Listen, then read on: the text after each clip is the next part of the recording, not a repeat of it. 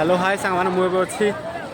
प्रयागराज गंगा नदी त्रिवेणी संगम ठारे देखुए केते लक्ष लक्षाधिक समुदाय लोक एटा रुंड होती एपटे तो एपट घाट रे टिक माने जहाँ प्रकार गोटे प्रकार अच्छी आरपट घाट देखा थे मुझे जूम कर देखई दूसरी माने चलिया बाट ना जो फास्ट नदी कूल आसलु माने खाली छिड़ा हे आप पिछारू लोक ठेलिकी नहीं जाए से भाया परिस्थिति होता है बहुत लोक दला चकटार पूरा माने चेता बुड़ी जाती आपड़ी आसुँच भी आप फैमिली सहित बहुत माने